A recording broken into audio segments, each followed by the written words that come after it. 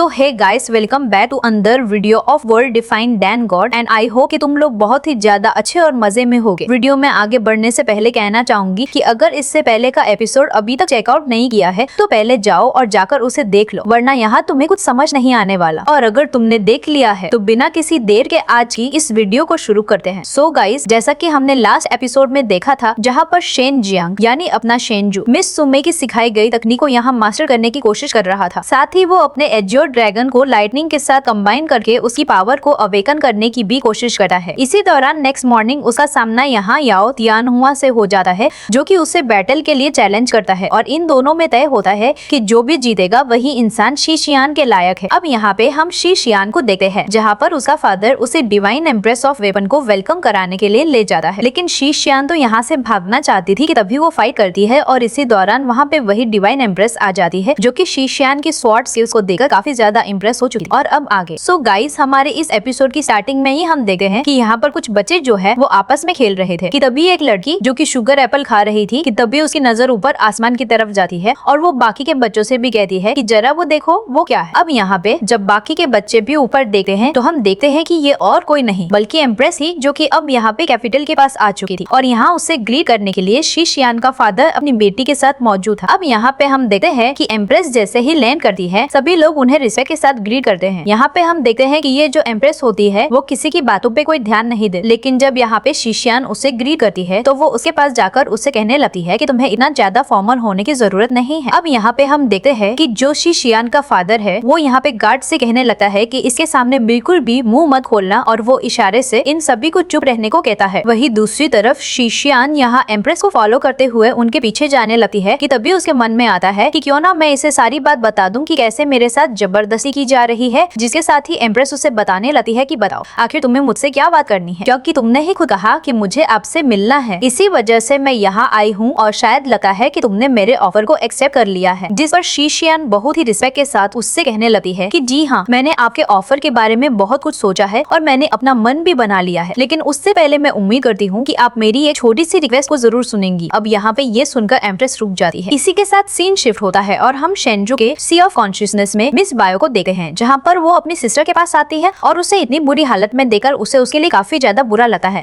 यहाँ पर मिस सुमे को देखकर वो उसे पकड़ लेती है और उसे हक करते हुए रोने लगती है कि तभी यहाँ पर मिस सुमे का हाथ उसके आंसुओं को पोंछने के लिए बढ़ता है कि तभी मिस बायो अपनी आंखें खोलती है और ये देखकर काफी ज्यादा खुश थी कि फाइनली उसकी बहन आंखें खोल चुकी है। जिसके बाद वो यहाँ मिस सुमे से कहती है कि फाइनली तुम जाग चुकी हो, कि तभी हम देखते हैं कि वो अनकॉन्शियस होकर फिर से गिरने लगती है। ये देखते साथ ही मिस बायो अपनी पावर्स का यूज करते हुए यहाँ पे उसे दिखाने लगती है कि जरा देखो, जिस लड़के के लिए तुमने इतना ज्यादा रिस्क लिया वाकई में ये वर्थ इट था, वो कितनी ज्यादा मेहनत कर रहा है। यहाँ पे मिस सुमे जब शेनजू को देखती है तो वो काफी ज्यादा खुश हो जाती है और उसे इतना खुश होता हुआ देखकर मिस बायो कहती है कि ये मत कहना कि तुम उसे पसंद करने लगी हो। इस पे मिस सुमे हंसते हुए कहने लगती है कि ऐसी बात नहीं है, इस लड़के ने बिना कुछ सोचे समझे अपनी जी जान सब कुछ अपने फादर को बचाने के लिए लगा दिया। सच में ये बहुत ज्यादा ट्रस्टवर्दी है और हम इस पे रिलाई कर सकते हैं। अगर मैं इसकी मदद नहीं करूंगी, अगर हम इसकी मदद नहीं करेंगे तो हम बदले में कैसे उम्मीद कर सकते हैं कि ये हमारी मदद करेगा। इसी के साथ हम देखते हैं कि हमें नेक्स्ट डे का सीन दिखाया जाता है, जहाँ पर कि शेनजू और उसका फादर मौजूद था कि तभी यहाँ का मौसम बदलने लगता है और एक अनचाहा गैस इन्हीं की तरफ बढ़ रहा था, जिसे देखकर शेनजू और उसका फादर दोनों की भौहें सिकुड़ने लगती हैं और हम देखते हैं कि ये और कोई नहीं बल्कि याओ तियानहुआ है और वो यहाँ पे आता है और उसके चाल ढाल से ही पता चल रहा था कि ये कोई न कोई खिचड़ी पका के तो जरूर आ रहा है। इसी के साथ वो यहाँ पर जैसे ही लैंड करता है तो शेनजू और उसके फादर से कहने लगता है कि वैसे मैंने सुना था कि जो शेन फैमिली है ये मेहमानों की खातिरदारी में कोई कमी नहीं रखती और ये लोग बहुत ही ज्यादा जेनरस होते हैं और आज आपको अपनी आंखों के सामने देखकर मुझे ऐसा यकीन भी हो गया। अब यहाँ पे मैं तुम्हें बता दूं कि ये लोग बेसिकली वही फाइट करने के लिए आए थे, यानी कि 3 दिन का दिया गया टाइम पूरा हो चुका है और अब शेनजू और याओ तियानहुआ आपस में फाइट करने वाले हैं कि तभी यहाँ पे शी शियान का फादर भी वहाँ पे आ जाता है और उसे हाफता हुआ देखकर शेनजू उसके पास जाकर पूछता है कि आखिर शी शियान कहाँ पे है, जिसपे उसका फादर उसे कोई जवाब नहीं देता, जिसे देखकर याओ तियानहुआ हंसता है और शेनजू को गुस्सा आ रहा था लेकिन वो फिलहाल कुछ नहीं कर सकती। तभी हम यहाँ पे शी शियान को देखते हैं जो कि पवेलियन में मौजूद थी और वो शेनजू के लिए काफी ज्यादा फिक्रमंद भी थी। वो यहाँ बताने लगती है कि याओ तियानहुआ ऑलरेडी मार्शल आर्ट के 6ठे स्टेज पे पहुंच चुका है, जिसका मतलब ये है कि शेनजू के लिए ये फाइट काफी ज्यादा मुश्किल भरी होने वाली है। कि तभी वो एम्प्रेस की तरफ देखते हुए कहने लगती है कि प्लीज एम्प्रेस, अगर शेनजू यहाँ हार जाता है तो आपको हर हाल में उसे बचाना होगा, जिसे एम्प्रेस कोई खास जवाब नहीं देती। वहीं दूसरी दूसरी तरफ हम देखते हैं कि इनका जो बैटल है ये अभी शुरू होने वाला था और ग्रैंड एल्डर समेत यहाँ पे सभी लोग मौजूद हैं। और यहाँ याओ तियान हुआ शेंग की तरफ देखकर कहने लगता है कि मुझे लगा था कि शायद तुम सुधर जाओगे, संभल जाओगे और इस बात को तुम ज्यादा हवा नहीं दोगे, क्योंकि मुझे लगा था कि शायद तुम्हारे अंदर थोड़ी सी हया बची होगी कि भाई हारने के बाद मुझे किसी के सामने जलील ना होना पड़े, तो इसलिए तुम शायद पीछे हट जाओगे। लेकिन तुम्हारी हिम्मत तो देखो, आज मेरे सामने खड़े भी हो। अब यहाँ पे उसकी बात सुनकर शेंजू कहता है कि भला मैं तुमसे कब से डरने लगा, हाँ, और इसमें सोचने जैसा क्या है। और हाँ, तुम चिंता मत करो, मैंने यहाँ पे एक ऑलरेडी सूडान चेयर को रेडी करके रखा है, जो भी इंजर्ड होगा ना वो इसे कैरी करके उसके घर तक ले जाने के काफी काम आएगा। ये सुनकर याओ तियान हुआ उस सूडान चेयर की तरफ देखता है कि तभी वो यहाँ पे उससे कहने लगता है कि वैसे कुछ दिनों से न तुम्हारा ये जो एटीट्यूड है कुछ और तुम में चेंज हुआ हो या ना हो, लेकिन तुम्हारा एटीट्यूड काफी ज्यादा चेंज हो चुका है। तुम्हारी ये जितनी भी फाइटिंग स्पिरिट है, उम्मीद करता हूँ कि बैटल के एंड तक तुम इसे कायम रखोगे और मेरे सामने रहम की भीख नहीं मांगोगे। इसी के साथ याओ तियान हुआ अपनी पावर्स को एक्टिवेट करते हुए हैंड साइंस बनाता है, जिससे आसमान में पर्पल कलर के क्लाउड्स आपस में गैदर होने लगते हैं और सभी का ध्यान उसी ओर जाता है। शेंजू भी आसमान की तरफ देखने लगता है और यहाँ पे हम देखते हैं कि वो पोर्टल जो है वो एक बड़े से स्फीयर को समन करता है, जो कि तेजी से आते साथ ही शेंजू के चारों ओर चक्कर काटने लगता है। अब यहाँ पे जो शेंजू का फादर है वो तो देखकर ही इसे बता देता है कि ये और कुछ नहीं बल्कि the star shattering meteor sphere है। यहाँ पे हम देखते हैं कि ये जो स्फीयर है ये आते साथ ही अपना कमाल दिखाने लगता है। सभी लोग उसकी फ्लेक्सिबिलिटी और पावर्स को देखते साथ ही हैरान थे। और यहाँ पे शेंजू का फादर बताने लगता है कि लेजेंड्स का तो ये भी कहना है कि the star shattering meteor sphere को जो याओ फैमिली का पैट्रियार्क है वो छोड़ गया था, और ये कोई आम पैट्रियार्क नहीं बल्कि जो फाउंडिंग पैट्रियार्क है उन्होंने छोड़ा था। यहाँ पे हम देखते हैं कि ये जो स्फीयर था ये सीधा जमीन पे जाके धंस जाती है और इसके पावर को ना वहाँ मौजूद हर एक बंदा फील कर पा रहा था। लिटरली सभी की आंखें बिल्कुल उसी पे फिक्स थी। तभी यहाँ पे शेंजू का फादर आगे बताता है कि ऐसा कहा जाता है कि ये जो लेजेंडरी स्फीयर है इसका यूज करके उस फाउंडिंग पैट्रियार्क ने अकेले ही 1000 लोगों की आर्मी को निपटा दिया था, और जिसके चलते हमारे साउदर्न मार्शल रीजन में उन्हें फाउंडिंग मार्शल के खिताब से नवाजा गया। यहाँ पे हम देखते हैं कि अपनी इस स्फीयर को लेकर याओ तियान हुआ काफी ज्यादा प्राउड फील कर रहा था। अब यहाँ पे हम शेंजू को भी देखते हैं जहाँ पर उसे गुस्सा तो आ रहा था, लेकिन वो जानता है कि इस वक्त वो कुछ नहीं कर सकता, तो वो इमीडिएटली अपनी पावर्स को एक्टिवेट करता है और एज्योर ड्रैगन और फायर फिनिक्स की जो डिवाइन टेक्निक है उन्हें एक्टिवेट करता है। यहाँ पे हम उसके हाथों में एज्योर ड्रैगन के जो क्लॉज है उनका आर्मर देख पाते हैं, लेकिन इस बात से शेंजू अनजान की कोई उसके बैटल को ऑब्जर्व कर रहा है और उससे काफी ज्यादा इम्प्रेस है। वो डिवाइन पर्सन भी शेंजू की वजह से अपनी आंखें खोलती है और वो कहने लगती है कि ये तो डिवाइन टेक्निक्स है। अब यहाँ पे हम याओ तियान हुआ को देखते हैं जो कि इमीडिएटली अपने स्फीयर को ऑर्डर देता है और सीधा उसे शेंजू की तरफ थ्रो कर देता है। यहाँ पे शेंजू जैसे ही उसे देखता है अपने हाथों से रोकने की कोशिश करता है, लेकिन उसका इम्पैक्ट वो नेक्स्ट लेवल वाला था कि यहाँ पे शेंजू काफी पीछे तक धकेला जा रहा था कि तभी यहाँ पे दौड़ते हुए आकर याओ तियान हुआ उस स्फीयर पे और ज्यादा इम्पैक्ट डालने लगता है, जिसके चलते शेंजू काफी दूर खिसका जाता है। अगले ही पल याओ तियान हुआ उसे कोई रिकवरी का मौका नहीं देता, दे दनादन स्फीयर से वो उस पे हमला करता है, जिससे डॉज करते हुए शेंजू भी अपनी फुर्ती दिखाने लगता है और सीधा एक लॉ अटैक उसके स्फीयर पे ही कर देता है, जिससे वो स्फीयर जमीन पे जा गिरता है और इस मौके का फायदा उठाकर वो हवा में जंप करते हुए फायरबॉल से इस पे अटैक करता है, जिसके चलते अब यहाँ पे हम देखते हैं कि याओ तियान हुआ को अपने स्फीयर से खुद की जान बचानी पड़ी है और वो उनसे डॉज करते हुए कहता है कि इस लड़के की प्रोग्रेस और दिन ब दिन काफी ज्यादा इंक्रीज होती जा रही है, मुझे जल्दी कुछ ना कुछ करना ही होगा और चाहे जो हो जाए मुझे तुम्हें आज यहाँ पे हर हाल में मारना होगा, नहीं तो फ्यूचर में तुम मेरे लिए एक थ्रेट बन जाओगे। अब यहाँ पे हम देखते हैं कि शेंजू उसे अटैक को जाता है, लेकिन याओ तियान हुआ भी अपने स्फीयर को आगे कर देता है और दोनों के अटैक आपस में कोलाइड करते हैं, जो कि दिखने में बहुत ही ज्यादा कमाल का लगता है। अब यहाँ पे जो इम्पैक्ट रिलीज होता है उसके चलते याओ तियान हुआ बिल्कुल पीछे की ओर धकेला जाता है और शेंजू बिल्कुल अपनी जगह पे खड़ा था, जिसके बाद याओ तियान हुआ कहता है कि अब मैं समझा कि आखिर कैसे तुम शेन यिहान को हराने में कामयाब रहे, तो चलो अब देखते हैं कि तुम मेरे इस अटैक से कैसे बचते हो। ये कहते साथ ही वो खुद को प्रिपेयर करने लगा है। वही दूसरी तरफ शेंजू भी खुद को प्रिपेयर कर रहा था और यहाँ याओ तियान हुआ क्लाउड ब्रेकिंग पियर्स नाम की टेक्निक का यूज करता है और सीधा शेंजू की तरफ बढ़ता है।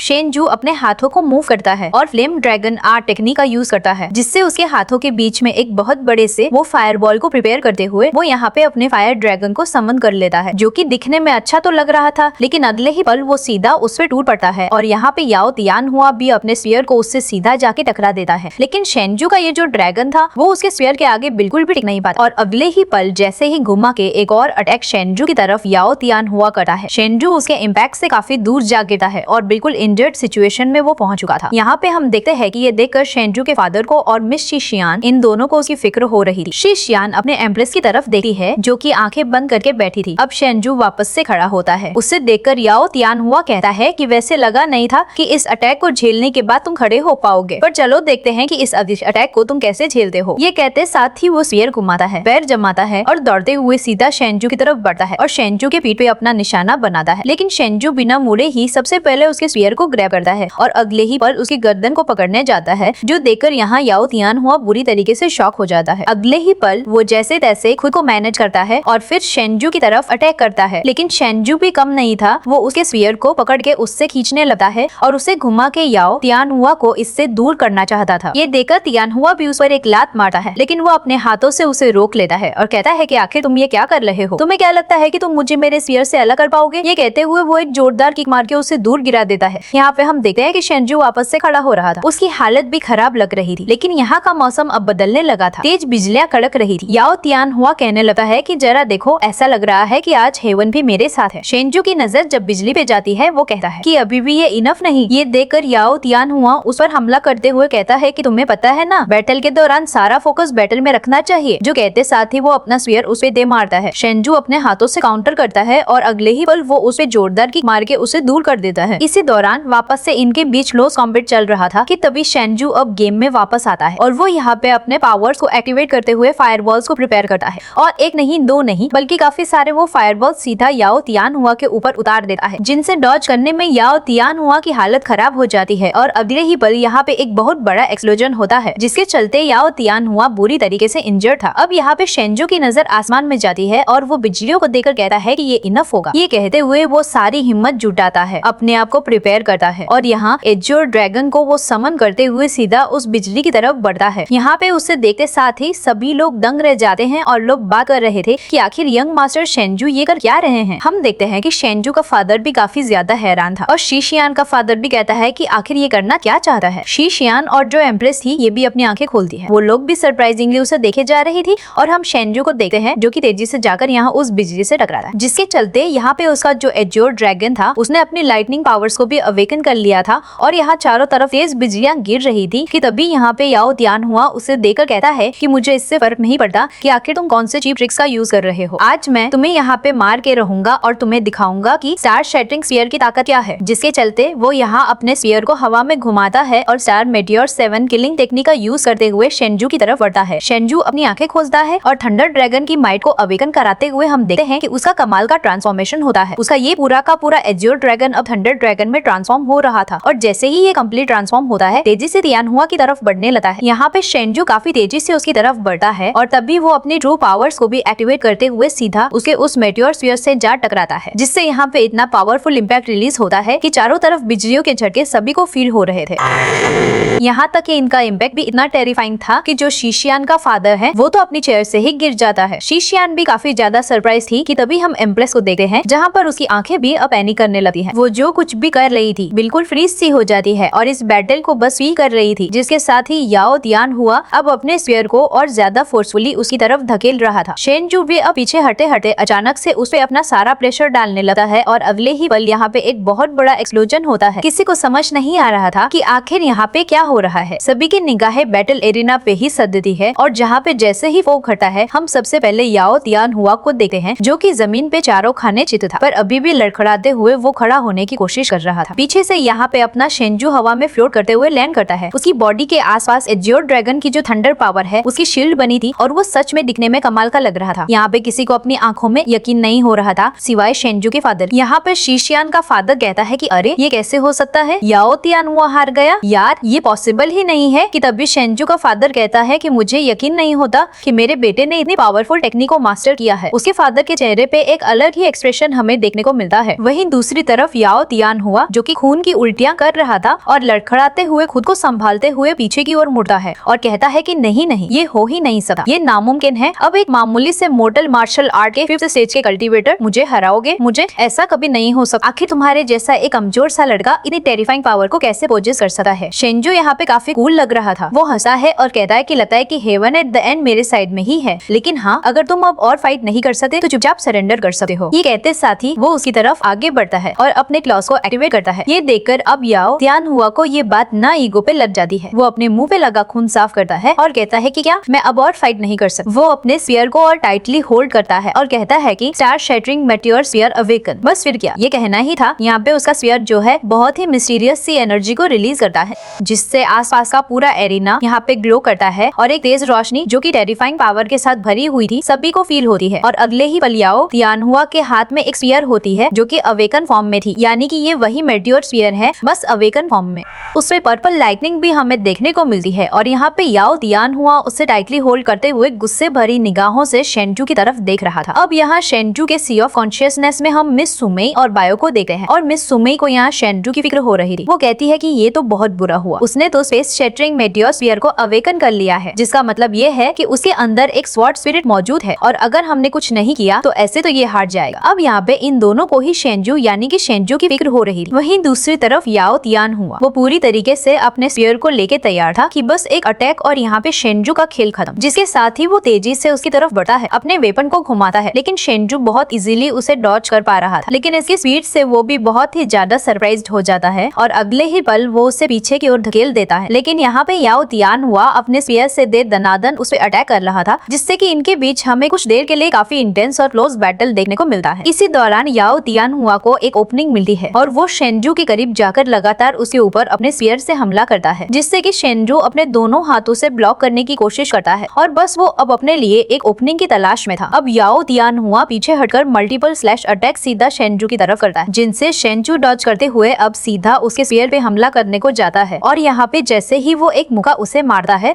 और जो याओ तियानहुआ है वो इमीडिएटली उसके इम्पैक्ट से पीछे की ओर धकेला जाता है, लेकिन वो अपने स्फीयर को पकड़ता है और घुमा के उसकी तरफ चलाता है। शेंजू जो कि खुद भी इस इम्पैक्ट से काफी दूर धकेला जा चुका था, वो जैसे तैसे खुद को मैनेज करता है और उल्टे हाथ से उस स्फीयर पे वो भी दे मारता है। अब यहाँ पे हम देखते हैं कि दोनों का इम्पैक्ट एक दूसरे को थोड़ी देर के लिए पहुंच कर देता है। अब यहाँ पे याओ तियानहुआ अपने स्फीयर को पकड़कर घसीटे हुए शेंजू की तरफ बढ़ता है, साथ ही उसके स्फीयर पे अब वो अपनी सारी बची कुची स्ट्रेंथ को भी एक जगह पे गैदर करता है एक फाइनल स्ट्राइक के लिए। यहाँ पे हम शेंजू को देखते हैं जो कि उसे अपनी तरफ आता हुआ देखकर कहता है कि मुझे शीशियान के लिए इस मैच को हर हाल में जीतना होगा, मैं यहाँ पे ऐसे हारना अफोर्ड नहीं कर सकता, लगता है कि मुझे एक और बार उस चीज को करना ही होगा। उसकी नजर पर्पल क्लाउड्स पे जाती है जहाँ पे पर्पल लाइटनिंग चमक रही थी और तुम्हें पता ही है कि पर्पल लाइटनिंग कितनी ज्यादा खतरनाक है। अपने हाथों को शेंजू ऊपर की तरफ करता है। ये देखकर याओ तियानहुआ कहता है कि अच्छा वही सेम ट्रिक दोबारा मुझ पे काम नहीं आएगी। ये कहते साथ ही वो अपने स्फीयर को उठाकर सीधा उस पे अटैक के लिए बढ़ता है, लेकिन शेंजू ऑलरेडी लाइटनिंग को यहाँ पे ग्रैब कर चुका था। उसका जो थंडर ड्रैगन है वो यहाँ बीच में आता है और सीधा आकर यहाँ पे उस स्फीयर से भिड़ जाता है, जिससे याओ तियानहुआ को पीछे हटना पड़ता है और वो बहुत बुरी तरीके से इंजर्ड भी था, लेकिन ये अभी भी हारा नहीं था। ये देखते साथ ही शेंजू कहता है कि चाहे जो हो मुझे ये करना ही होगा। वो अपनी सारी हिम्मत जुटाता है। थंडर ड्रैगन को यहाँ कंट्रोल में लेते हुए वापस से वो हेवंस के इस थंडर की तरफ बढ़ता है। यहाँ पे उसे ऐसा करता हुआ देखकर उसके फादर को उसकी फिक्र होती है। एम्प्रेस भी कहती है कि यकीन नहीं होता कि ये लड़का थंडर के हेवन को अपना बनाकर उसे अपनी तरीके से यूज कर रहा है। आखिर वो थंडर के ड्रैगन को अब्सॉर्ब कर कैसे रहा है। दूसरी तरफ वापस से वो सारी लाइटनिंग शेंजू के बॉडी में समाती है। उसे काफी ज्यादा पेन हो रहा था और ये देखते साथ ही जो याओ तियानहुआ है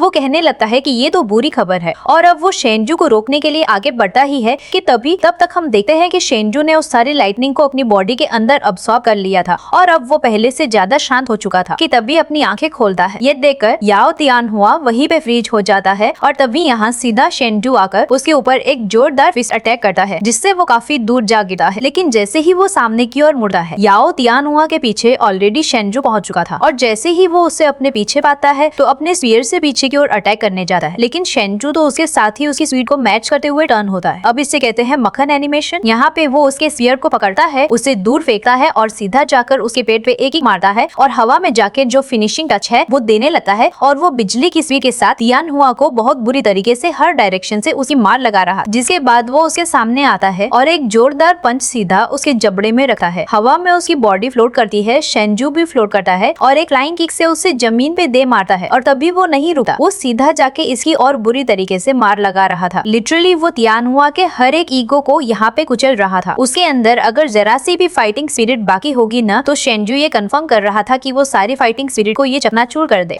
जिसके बाद वो उसे मार मार के हवा में ले जाता है, वहाँ पे जाके उसे बहुत बुरी तरीके से मार लगाता है और इसके पेट में एक जोरदार किक मारते हुए यहाँ पे इसकी बॉडी में इसकी जितनी भी हड्डियां होंगी शेंजू ने उन सभी को तोड़ दिया था। यार सूडान चेयर बनाया इसके लिए तो उसे भी तो काम में लगाना था। यहाँ पे हम देखते हैं कि वो इतनी बुरी तरीके से मारता है कि तियानहुआ को घुमा घुमा के ये फ्लाइंग जट बना देता है और फिर हवा में जाके वापस से इसकी वो धुलाई करता है कि तियानहुआ का ये जो फेस था ना बिल्कुल नीला पीला हो जाता है। शेंजू यहीं पे नहीं रुका, वो यहाँ पे lightning chase blazing dragon technique का यूज करता है, जिसके चलते वो अपने थंडर ड्रैगन की ट्रांसफॉर्मेशन टेक्निक का यूज करते हुए 10 lakh thunder dragon force attack का यूज करता है। ये अटैक इतना ज्यादा टेरिफाइंग था कि सीधा पलक झपकते ही वो जो ड्रैगन था वो यहाँ याओ तियान हुआ की बॉडी के आर पार हो जाता है। उसकी बॉडी बिल्कुल बेजान हो जाती है और सीधा जमीन पे जा गिरती है। इसी के साथ उसका स्पीयर भी जमीन पे जा गिरता है और यहाँ पे शेंजू जमीन पे लैंड करता है। यहाँ पे सभी लोग शेंजू को देखकर हैरान थे कि तभी यहाँ पे उसका फादर अपनी जगह से उड़कर सीधा उसकी तरफ दौड़ता है। शीशियान का फादर, उसे तो यकीन ही नहीं हो रहा था और उसके चेहरे का एक्सप्रेशन देख के ना मुझे काफी ज्यादा मजा आ रहा था। यहाँ पे एम्प्रेस भी कहती है कि इसकी ताकत वाकई में काफी ज्यादा इम्प्रेसिंग है और ये काफी ज्यादा अनएक्सपेक्टेड भी था। शेंजू तियान हुआ से कहता है कि हमारे उस चैलेंज के मुताबिक आज के बाद तुम कभी भी शीशियान को परेशान नहीं करोगे और तुम शू और शेन दोनों फैमिली के आसपास भी नहीं भटकोगे। तियान हुआ कुछ कहना तो चाहता था, लेकिन तभी उसके मुंह से वापस से खून निकलने लगता है और वो अनकॉन्शियस हो जाता है। उसके जो चमचे थे उसे उसी सूरन चेयर में बिठाकर यहाँ से ले जाते हैं। उनके जाते साथ ही हम शेंजू को देखते हैं, जहाँ पर वो भी अब अनकॉन्शियस होकर गिरने लगता है। उसका फादर उससे कहता है कि बेटा क्या तुम ठीक हो, लेकिन वो कुछ नहीं कह पाता और वहाँ पे बेहोश हो जाता है। उसका फादर उसे थामता है और कहता है कि आखिर तुम्हें क्या हुआ, लेकिन शेंजू यहाँ पे कोई भी रिस्पॉन्स नहीं देता। सो गाइस, हमारा आज का ये एपिसोड तो काफी ज्यादा इंटरेस्टिंग था, तो तुम्हें कैसा लगा कमेंट में जरूर बताना। So that's it for today guys. I hope कि तुम सबको आज की ये वीडियो काफी ज्यादा पसंद आई होगी। अगर हाँ तो वीडियो को लाइक करना, चैनल पे नए हो तो सब्सक्राइब करना। तो मिलते हैं नेक्स्ट वीडियो में, तब तक के लिए बाय।